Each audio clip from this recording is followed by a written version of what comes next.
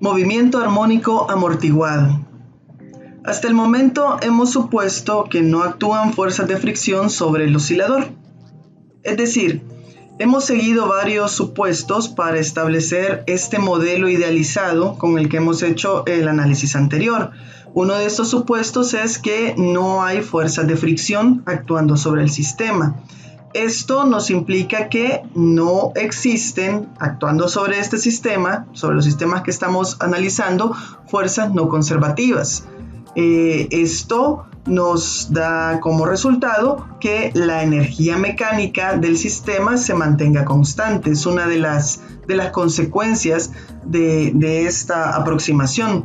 Y por lo tanto, otra consecuencia es que una vez colocado el oscilador, el sistema va a oscilar con la misma amplitud y lo hará indefinidamente, como lo observamos acá en esta simulación. La amplitud del sistema se mantiene constante. Vemos que cada una de las crestas tiene el mismo tamaño que la anterior y va a oscilar de manera indefinida. Básicamente tenemos esta situación de acá. Tenemos una oscilación que se está llevando a cabo sobre una cuerda y en este caso no hay fuerzas de fricción, la energía mecánica es constante, la amplitud es constante. Pero a medida que introducimos fricción en el sistema, vamos a encontrar que aunque la amplitud inicial era la misma, a medida que la fricción va actuando sobre el sistema, la amplitud va decayendo y a mayor fricción tengamos, pues más rápidamente se va a disipar la perturbación que le hemos causado nosotros a esta cuerda.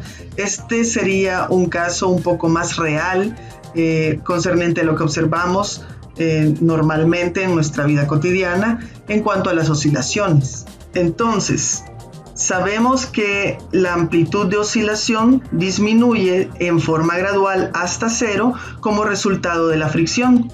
Se dice entonces que el movimiento está amortiguado por la fricción y se llama movimiento armónico amortiguado. A menudo la fricción surge en el sistema debido a la resistencia del aire o a fuerzas internas del sistema. En el caso que estudiaremos a continuación, las fuerzas de fricción van a ser directamente proporcionales a la velocidad del cuerpo, pero directamente opuestas a este movimiento. Es decir, tendrán esta forma. Acá observamos que estas serían las fuerzas de fricción como las vamos a estudiar. Son directamente proporcionales a la velocidad. Esta que está acá sería la constante de proporcionalidad y son opuestas al movimiento. Entonces por eso es que tiene este signo negativo. Vamos a trabajar con este modelo. Vamos a tener un cuerpo de masa M que está acoplado a un resorte cuya constante de elasticidad viene dada por K. Pero además la masa M está unida a una tablilla que vamos a considerarla sin masa. Esa tablilla está inmersa en un fluido donde experimenta una fuerza de amortiguamiento viscoso que viene dado por la fuerza viene dada por una expresión parecida a esta. Vamos a despreciar en este caso la fricción que puede existir entre la masa y el suelo. La única fricción que vamos a estar considerando es debida a este fluido. La fuerza neta que actúa sobre el cuerpo que oscila bajo estas condiciones va a ser la sumatoria de las fuerzas que están actuando sobre él. Las fuerzas que actúan sobre él son primero una fuerza restitutiva que va a tener la forma que ya conocemos, menos K por X, y también vamos a tener una fuerza amortiguada, la que vamos a suponer que tiene una forma menos B por la velocidad.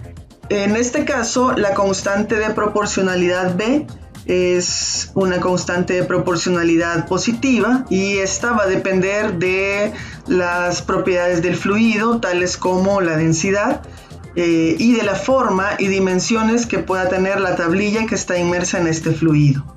Ahora, partiendo de la segunda ley de Newton, tenemos que la sumatoria de todas las fuerzas que actúan sobre el cuerpo es igual a la masa por la aceleración. Sustituimos en este caso cuáles serían las fuerzas, la sumatoria de las fuerzas. Esta viene dada, decíamos, por la fuerza restitutiva y la fuerza amortiguada va a ser igual a la masa por la aceleración.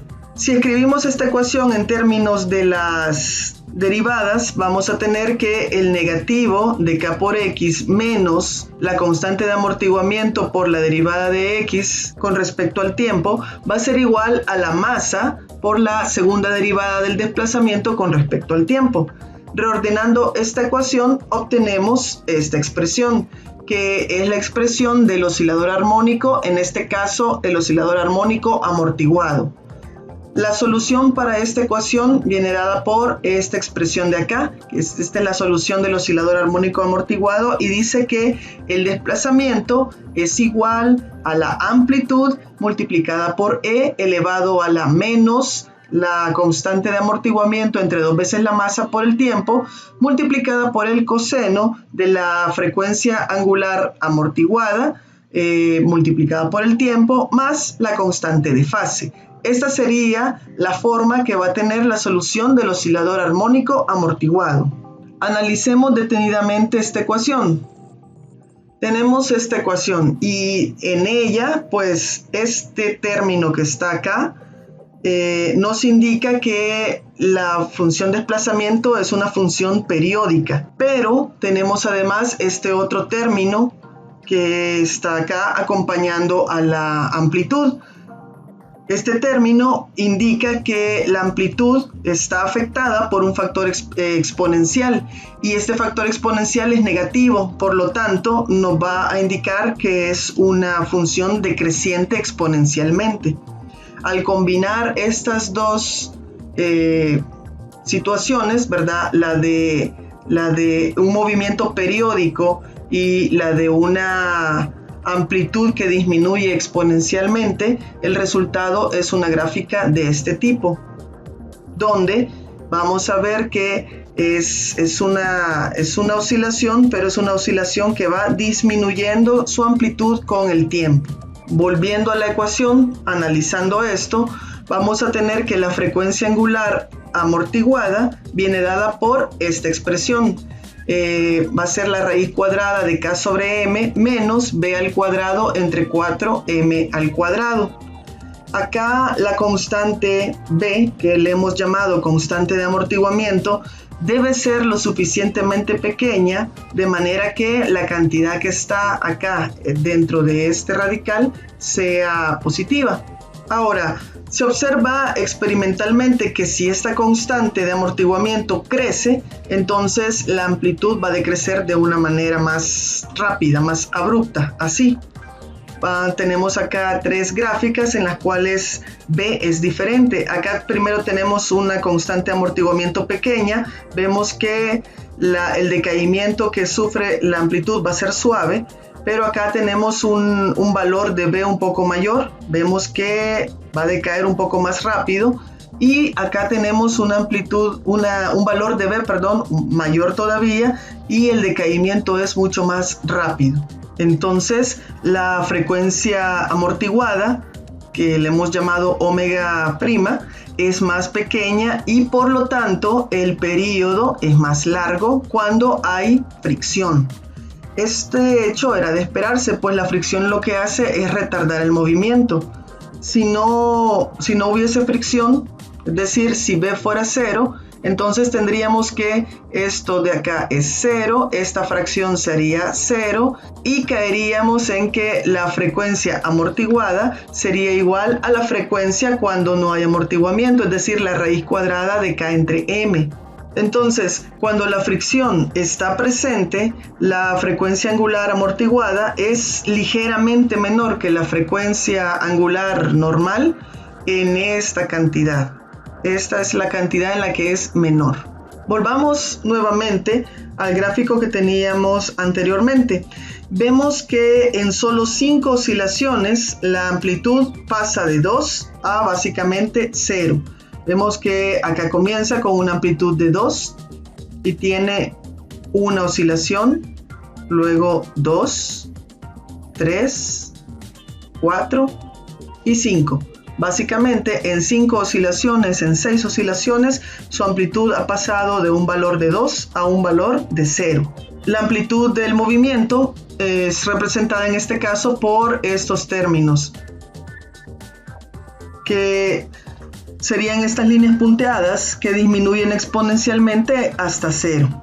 Al intervalo de tiempo en el que la amplitud decae, un factor de 1 sobre E de su valor inicial, le vamos a llamar vida media de oscilación y la vamos a estar representando con la letra griega tau. El factor exponencial de esta ecuación, es decir, este factor de acá, será igual a E a la menos 1 cuando el tiempo sea igual a la vida media de oscilaciones, es decir, a 2m sobre b.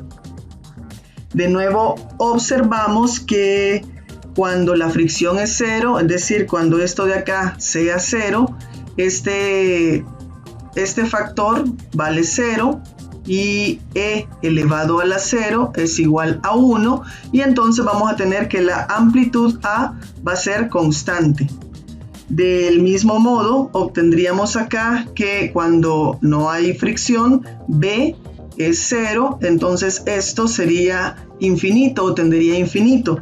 Estamos diciendo que la vida media de oscilaciones sería infinita si no hay fricción, que es lo que habíamos visto en el modelo ideal. El modelo ideal, una vez puesto a oscilar, oscilaba con amplitud constante y lo hacía indefinidamente. Estas ecuaciones, tanto la ecuación del desplazamiento como la ecuación de la frecuencia angular amortiguada, son válidas para este intervalo de valores de la constante de amortiguamiento B.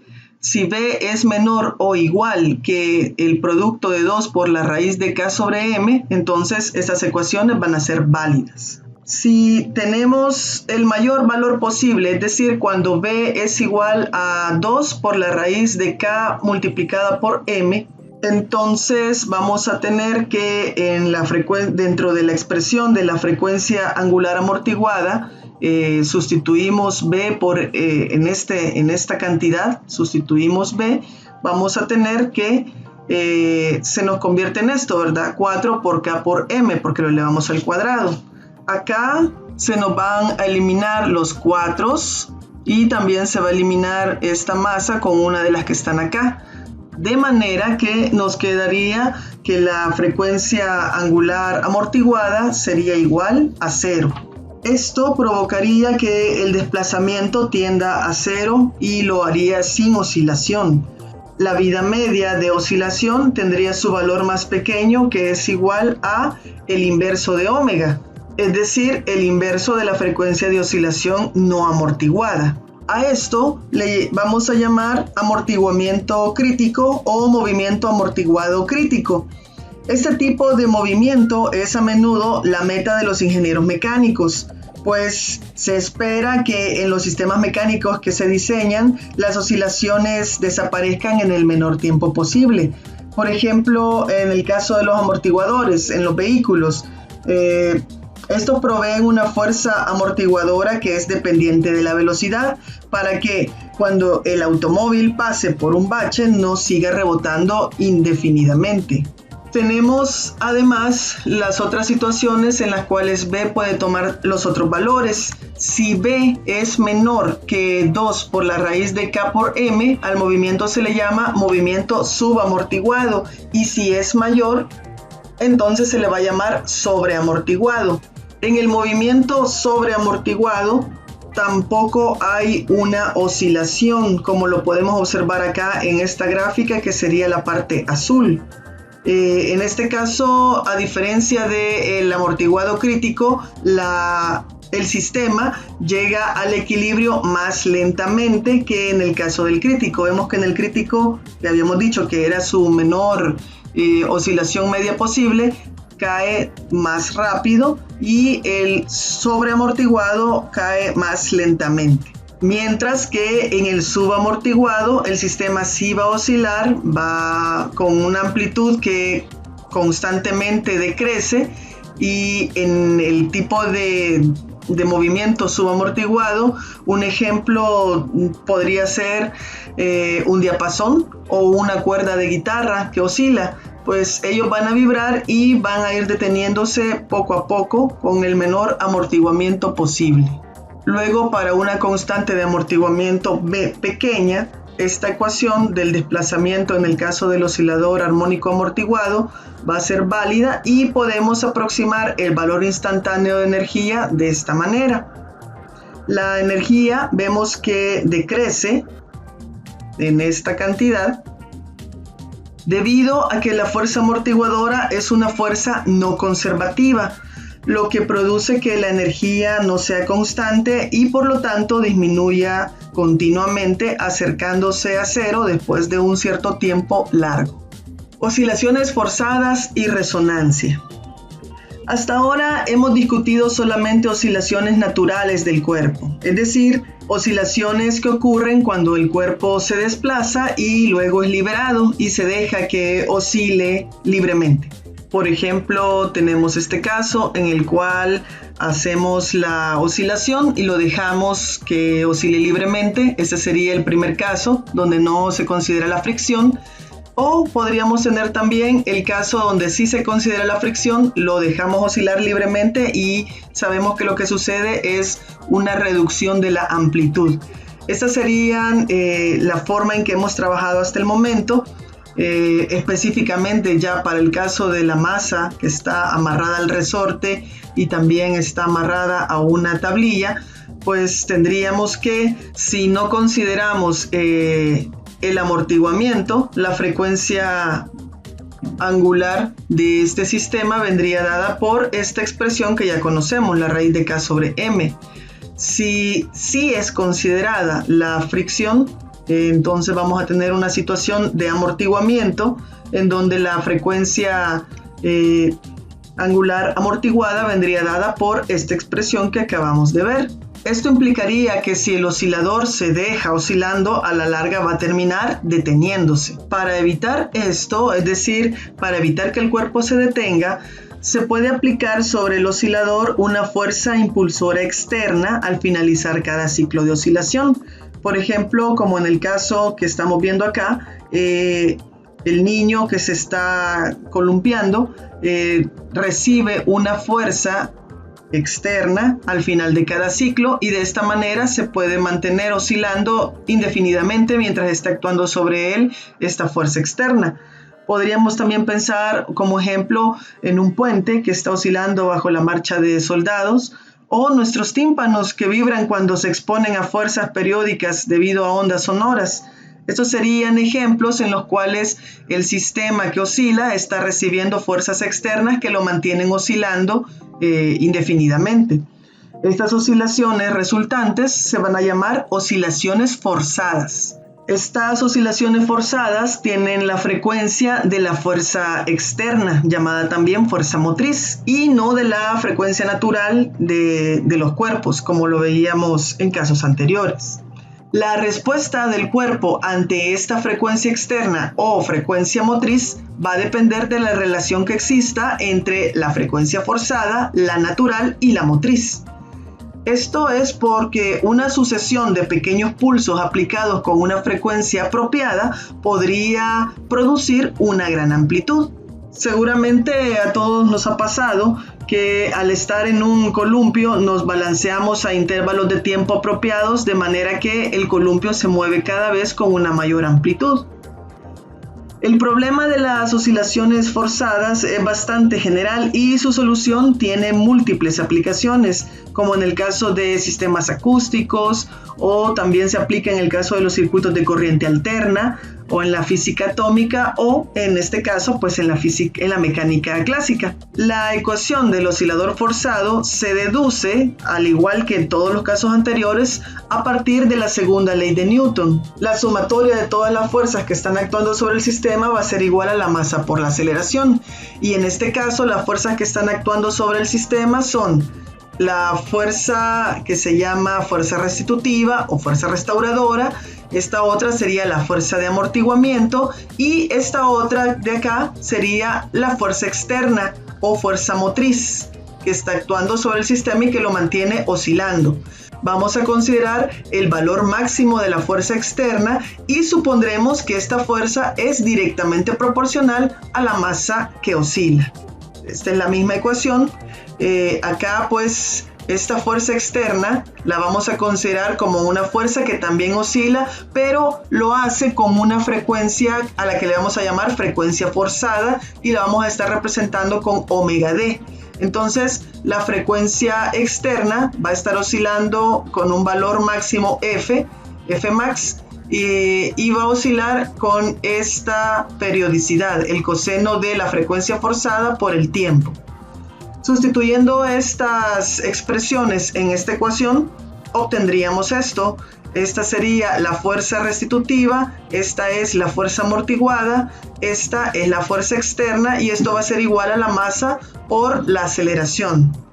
Reordenando términos, llegamos a esta que es la ecuación del oscilador armónico forzado, cuya solución viene dada por esta expresión.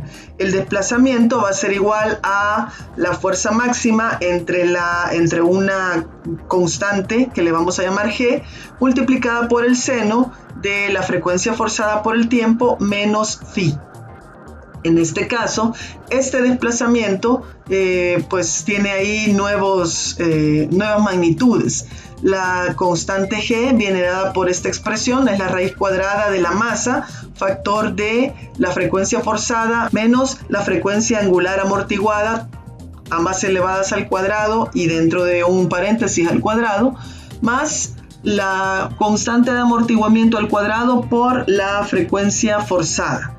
Y phi también viene dado en términos del coseno inverso de la constante de amortiguamiento por la frecuencia forzada entre G. Aquí de la ecuación observamos que el sistema en este caso va a estar oscilando, pero lo hace con la frecuencia de la fuerza externa, ya lo habíamos mencionado. El sistema no va a oscilar con su propia frecuencia, con su frecuencia natural, sino con la frecuencia forzada. Además, observamos, y esto es muy importante, que la amplitud de oscilación es constante, ¿verdad? Vemos que la amplitud de oscilación va a ser igual a la fuerza máxima, que es una constante, por G, que también es una constante. Esto es porque hay amortiguamiento, ¿ok? Cuando estamos columpiándonos hay amortiguamiento y por lo tanto la amplitud tendería a ser cada vez menor, a disminuir. Pero la fuerza externa nos va a proporcionar la energía necesaria para mantener constante la amplitud. Por eso es que al final la amplitud del movimiento pues se va a mantener con un valor constante. Ahora analicemos el caso cuando no hay fricción, es decir, la constante de amortiguamiento valga 0. En este caso vamos a tener que esta constante que le hemos llamado G va a tener esta forma. Como la constante de amortiguamiento es igual a 0, este término de acá se haría 0 y como estas dos cantidades están elevadas al cuadrado, pues podrían salir de la raíz, quedándonos la constante G como la masa, factor de la frecuencia forzada menos la frecuencia angular amortiguada, a la que le vamos a llamar frecuencia natural de oscilación. En este caso vamos a fijarnos en esta resta. Si la frecuencia forzada es diferente a la frecuencia natural, entonces vamos a tener que G va a tener un cierto valor y entre más diferentes sean ellas dos, mayor va a ser el valor de G. Si el valor de G aumenta, entonces vamos a tener que esta fracción va a ser cada vez más pequeña. Entonces, entre más diferentes sean estas dos frecuencias de oscilación, la amplitud va a ser más pequeña, va a ser constante pero más pequeña. Luego, siempre teniendo en cuenta que la fricción es 0, analizamos el caso en el que estas dos frecuencias sean más o menos iguales. Si la frecuencia forzada tiende a ser igual a la frecuencia natural, entonces esta expresión de acá tiende a ser 0, G tiende a ser 0. Y si G tiende a ser 0, entonces acá vamos a tener esto tiende a ser 0 y la amplitud tiende a ser infinita. Pero como en todo sistema siempre va a existir, aunque sea pequeña, una cantidad de amortiguamiento o fricción, no vamos a tener la situación de una amplitud infinita, sino que siempre la amplitud va a ser finita. En los osciladores armónicos amortiguados, es decir, para los cuales la constante B sea diferente de 0, existe un valor característico de la frecuencia motriz para la cual la amplitud de oscilación es un máximo. Esta condición se llama resonancia y el valor de la frecuencia motriz en el que ocurre la resonancia se llama frecuencia angular resonante. Cuanto más pequeño sea el amortiguamiento en un sistema, más cercana se halla la frecuencia angular resonante a la frecuencia angular no amortiguada, es decir, esto de acá. A menudo el amortiguamiento es suficientemente pequeño como para que la frecuencia angular resonante pueda considerarse como igual a la frecuencia angular no amortiguada con un pequeño error. En la gráfica vamos a observar las curvas que dan la amplitud de las vibraciones forzadas en función de la razón de la frecuencia motriz entre la frecuencia angular natural no amortiguada, es decir, esta expresión de acá, la frecuencia forzada entre la frecuencia natural no amortiguada. Cada curva observamos que corresponde a un valor diferente de la constante B, de la constante de amortiguamiento. Entonces, cuando el amortiguamiento es más pequeño, que sería este caso, la curva de resonancia vemos que tiende a ser más aguda y la amplitud alcanza un máximo, tiene acá un pico, cuando la razón entre las dos frecuencias que hemos mencionado es 1, es decir, cuando ambas frecuencias sean iguales. A medida que el valor de B, de que la constante de amortiguamiento va siendo cada vez más grande, observamos que la resonancia se vuelve cada vez más pequeña y el pico se vuelve más ancho.